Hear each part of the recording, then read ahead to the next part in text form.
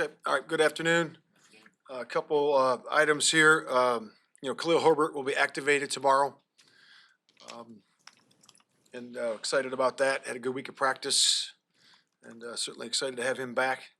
A couple of things. Nate's been looking good all week, and we like that. And like the combination we have at offensive line right now, it looks strong. Looks good in there, and we certainly are pleased with that. How that progressed during the week. Edmonds practiced today. We thought he looked good. He's been moving around, working with the trainers earlier in the week. Got him on the grass today. We'll see where it goes, but we certainly like where he is right now. And then also 57, Sandman. He got illness. He was sick, so he wasn't here today, but he's trending in the right direction. It looks like he'll be fine. So we'll see where that goes. We'll know about that more today and tomorrow. And then yesterday, Noah ended up tweaking his knee yesterday in practice. Noah Sewell, and again, he'll be week to week. We'll see where that goes, but it's unfortunate. He was excited to play in the game, but again, he tweaked his knee yesterday. Overall, the week was a solid week for us. Having Justin back, getting the rhythm and timing back with him coming back is in our offense. So again, I thought we improved every single day in terms of that, and we're excited about this weekend. With that, open up to questions.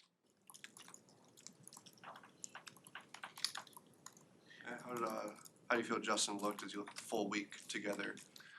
Yeah, I thought he improved. I thought he got a feel for where he was, and I thought he improved every single day.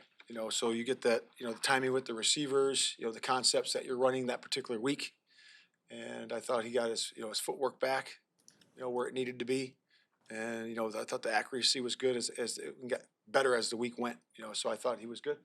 Obviously, you guys won a couple games with Tyson, but Justin's your starter. Did you sense just a boost around the team, the building, just knowing kind of their starting quarterbacks back? Yeah, there's an excitement. Yeah, no doubt. I think that certainly having him our starter back is definitely a boost, and you can see the defense getting excited about it and talking to him on the side in the building, and certainly the offensive guys. We're excited about it. You can see him in walkthrough how the energy was there, and yeah, definitely could see it.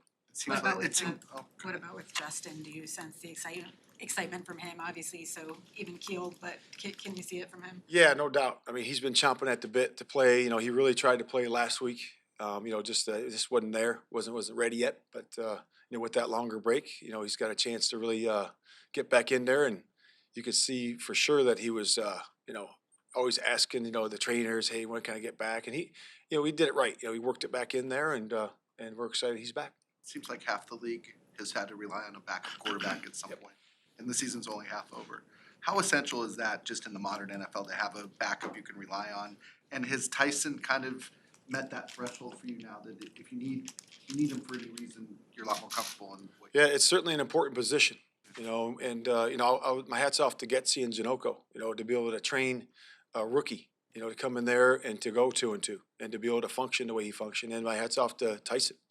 To be able to do that, and like you said, it's through the whole league. Every tape I turn on, I'm like, this guy's, playing quarterback, and, you try to watch these crossover games, and it's happened, a lot. And I think it's historic, right? So those guys have to be ready to go, and our guy was, and it was good that he was in there, and my hat's off to the coaches. Have you talked to Justin at all about not putting too much pressure on himself coming back to play? A lot of focus on how he's going to do this week and going forward. Yeah, just operate the offense. Protect the football, operate the offense. Let the runners run. Give it to them, let them do their thing, and when you have your chance and your opportunity, when called, make it happen and let it flow. So that's really the message to him, and that's what he's been focusing on. With Khalil, is he going to be on a pitch count at all first game back, or has he been able to ramp up enough since he's been able to practice past? He's been strong, really strong during practice, and we like where he is. But again, we'll talk about that as we go. We'll visit with the trainers, the performance staff later today, and we'll see where it goes. But again, if he is on a pitch count, we certainly feel great about Foreman. Roshan, we feel great about those guys, carrying the load or carrying part of the duty.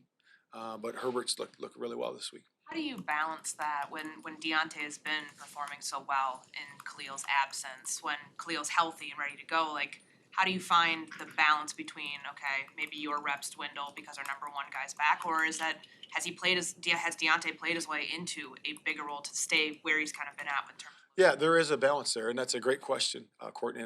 And really, we find that balance by just the production as we go and the flow of the game. We'll certainly have a plan for that, in terms of reps. But tactically, you look and see, okay, who's hot, who's running it the right way, and then getting guys involved. It's our job to get both guys involved because they both played well. Certainly Khalil's played really well when he was in there, and Deontay coming in there and just has done very nice for us. Different style of runners, which I think is cool. To be able to throw that at a defense. It's always hard to defend against both different types, and they both run the same type of runs, which is also pretty neat. But yeah, it's a fortunate thing to have. How important is it for you guys to get a division win here? It's all wins are important, of course, and division wins do have more weight. We certainly know that, but our focus is on this game right here, right now against Detroit, and that's where it is. I'm sorry, and you've got to stretch the next 3 games are all NFC North games. You guys are aware that you can make some hay there if you can get hot. Yeah, the guys are excited about it. The guys know it's an important part of our season. This is the third quarter for our season, and we've talked about that since training camp, and they know it's a big part of our success. Yep. The hip drop tackle came up last night in the Ravens-Bengals game. I think Mark Andrews is out now for the year because of it. But I know there's a lot of controversy surrounding that sort of tackle. Where do you stand on it? And I guess, how do you teach guys? Because, it looks like such a bang-bang play where fundamentally, is it the wrong way to tackle in the way that you teach? Yeah, certainly I've seen a lot of videos on it, and they've talked about it at the league meetings. We've talked about it at different spots. Certainly Harry and I have talked about it a bunch of times, but first and foremost, you got to really think about the player's safety. So if something's hurting the players, and it's like the old horse collar. That was deemed that was hurting guys, hitting with your helmet. Obviously, we've talked about that, and if that is something that ends up significantly hurting the players, and there's data to suggest that, then we ought to take a look at it. In terms of the way we tackle, we're a low tackling group.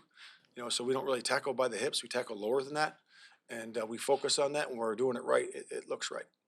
Man, how much has Phil Snow helped you and the defense?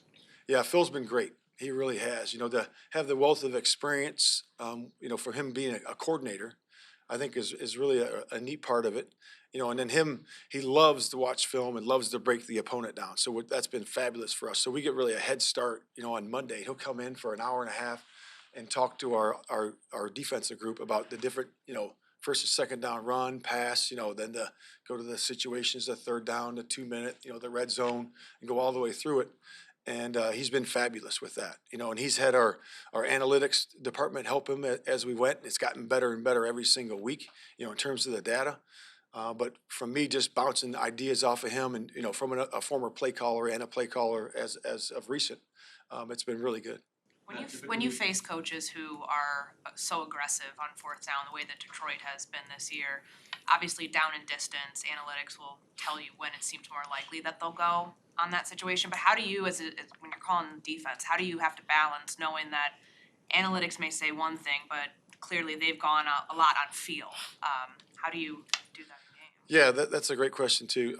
I would say that most of it's feel, but the feel comes from your study. So analytics is one part of that, but to digest that much information, if somebody has a fingerprint as a coordinator, you certainly have to watch a lot of tape. It takes a lot of time to be able to get and feel the instincts of a rhythm of a game, and you have your calls that you're going to make, 3-4 calls that you might make in that situation, but the study is where it comes from, and that's an important part of it. We typically think of. What was your takeaway from the end of the Bills-Broncos game in terms of, conversation with Harry, coaches? Like, what did you kind of learn from that? Yeah, so we watched that situation today because today is situation, Friday. So we pull off clips. He watches the entire season or games of that week, and we pull off into half, into game challenges, calls that were controversial. We basically it takes about 15-20 minutes, and I go through the tape with the players, and that was one of the scenarios that we went through. They had no timeouts, so they were kneeling, right? So, and then they bring up total field goal at 20 seconds. We feel that the operation on their part was good. you know, in terms of the Broncos. And then, you know, you had to make a decision there on defense. You know, are you going to sub your rush group in to get your best rush group in, or are you going to just go defense stay right there? And they decided to rush, you know, and obviously they had another player that stayed on, then they had 12 players. So again, our option would be just go defense, stay there in a hurry up situation there. That's what we do, and just leave our defense package out there. Matt, Amon-Ra St. Brown is obviously their top target. What kind of challenges does he present? And then maybe how have you noticed that Sam Laporta has kind of opened things up for him in passing? Yeah, two really dynamic players at their respective positions. You know, St. Brown, I think, is just a fantastic player. First of all, he's a very good football player. And then you talk about his strength and then his quickness, his ability to stay open with his quickness, but also, you know, be open with his strength if he is covered. And that's really, to me, is what he brings. And he's certainly their go-to guy. And then the tight end obviously is a great get for those guys. And he shows great athletic ability. You know, he's got big catch radius, which allows him to stay open. But he understands the game and understands how to use his body, I think, above his years. You know, him being a rookie, he looks like he's, to me, when I look at him, he looks like he's a second or third year player. So, you know, both fantastic players.